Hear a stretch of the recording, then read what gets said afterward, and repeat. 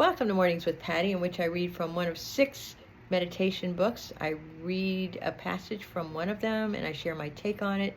If you're in recovery, if you are on a spiritual path, if you want a mini daily practice, less than 10 minutes a day, like, subscribe, and follow. Today I am reading from Hope for Today. It's July 23rd, and the topic is on resentments. In the book, Courage to Change, it states, resentments mark the place where I see myself as a victim. Occasionally I felt buried under my resentments. They drained my energy each day as I thought of them. My insides felt corroded from bitterness. Feeling resentment was like drinking poison and hoping the other person I resented would fucking die. I often felt like there was nothing I could do, yet the truth was I knew what to do. However, I felt such resistance to this that I needed to ask myself, what do I get out of feeling like a victim? As I pondered this question, my higher power slowly opened my awareness. I felt protected by my resentments. They acted as a barbed wire fence to keep away the people I felt had hurt me. The problem was I kept pricking my own skin on the barbs. I also was comfortable with my resentments. I wondered who I'd be without them because they were as familiar to me as my own skin.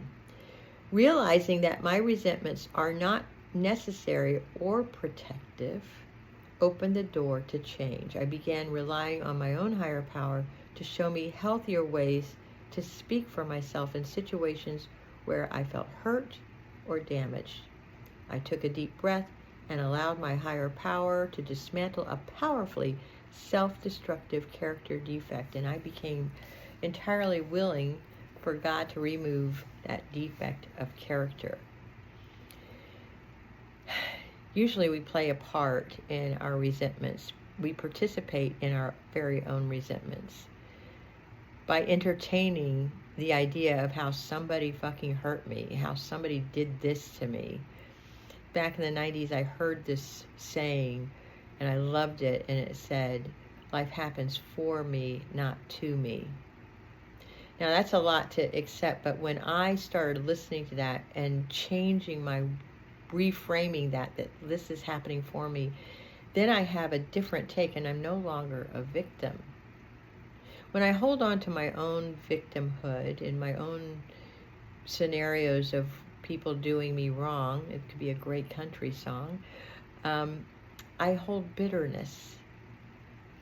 And in that bitterness, I carry that with me and around me. And I become cynical. I become disillusioned. And it's not a happy place. And I don't have to be that way. I don't have to blame you for my bitterness, because that keeps me being a victim. Yes, and this is what I know. Some people, it's a hard thing, but I know it. Acceptance, accepting what happened, accepting that person, who they are, accepting whatever it was that was done wrong. And yes, it can be heinous. I know, I've been there. It is so horrible, some of the things that we do to each other, but holding on does not help. It hurts. In this book that I read back in the 90s, Molecules of Emotion by Candace Pert, she was a research scientist at National Institute of Mental Health, and what she basically says that every thought you have releases 100,000 chemicals of adrenaline and cortisol that floods your body. And you know that that cannot be good, and so it stores in your body. So you have all these chemicals that's around in your body and stored there, and you walk around like a victim. You become that. You become and act and feel, and it's not a pretty place to be or be around. I know that for me. And so this is what happens when I accept what happens. What happened. It has already gone, and I cannot live in the past. I can make decisions from that acceptance. This person continues to treat me like shit. Well, I've got to distance myself. Send them love. That's all I can do, because it's not loving for me, because this person does not know how to communicate. I can share my feelings, but I can't expect that person to behave the way I want them or respond the way I want them to. I can only hold my own authentic truth.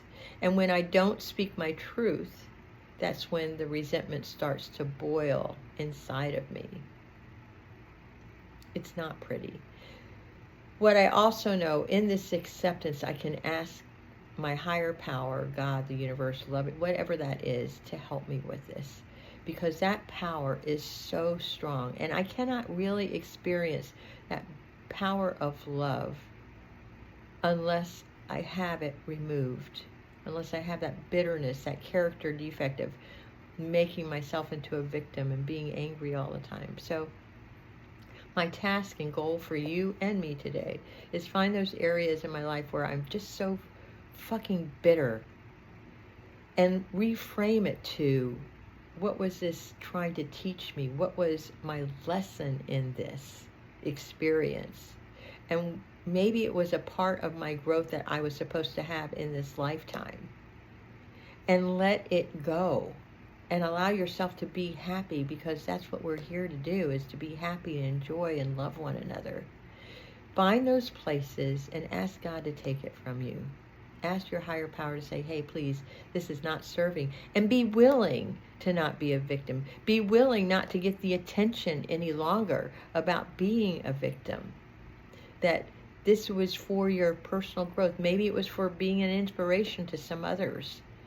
Maybe it was for your own spiritual growth and how you can overcome the greatest of challenges. But holding on to bitterness and regret and resentment is so unloving to you and to everyone around you. So you know your job today. Find those places of resentment, place it with acceptance, replace it with acceptance, and then do the next loving thing for yourself. I love you.